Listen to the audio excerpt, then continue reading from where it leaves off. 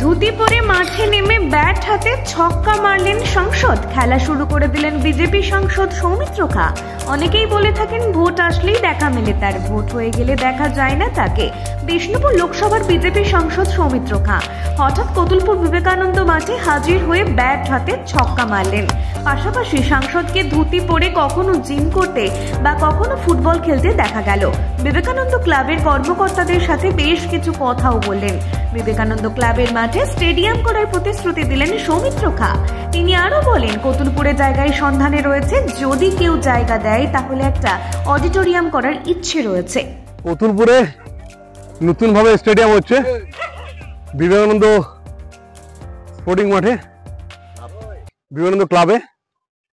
এখানে একটা নতুন স্টেডিয়াম আমি আমার সাংসদ তরফের দিকে প্রায় অনেক পরিমাণে টাকা দেবো এবং কেন্দ্র সরকার একটা প্রজেক্ট করার চেষ্টা করছি। আমি গ্র্যান্ড করব এপ্রিলের শেষ দিকে, এবার ধরুন মে জুন জুলাই এই 3 মাস পরে হবে। একটা অডিটোরিয়াম কতুলপুরে খুব দরকার। আমি জমির সন্ধানে আছি, কেউ যদি জমি দিতে চায় কতুলপুর অঞ্চলে মানে কতুলপুর টাউনে, আমি অডিটোরিয়াম করার জন্য রেডি আছি।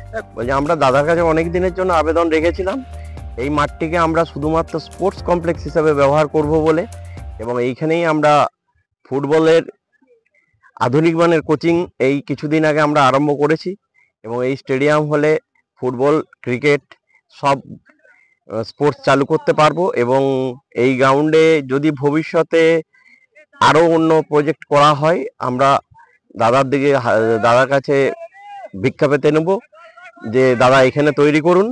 এবং এই বিবেকানন্দ ক্লাব শুধুমাত্র স্পোর্টসের উন্নতির লক্ষ্যে এগিয়ে যাবে। এবং আমাদের আরেকটি ইভেন্ট আছে, জানা আছে, জিমন্যাস্টিক্স, যাতে আমাদের ভারত জয়ীরা আছে এবং এই মাঠের উন্নতি যাতে তা হয়। এবং কিছুদিনের মধ্যে আমরা ক্রিকেটের একাডেমি খুলব, তার জন্য আমাদের তৈরি হচ্ছে। তিনি আশ্বাস দিয়ে গেলেন এবারে উনি একটা স্টেডিয়ামে ব্লক তৈরি করবেন এবং উনি ধীরে ধীরে পুরো মাঠটিকে কভার করবেন স্টেডিয়াম হিসাবে।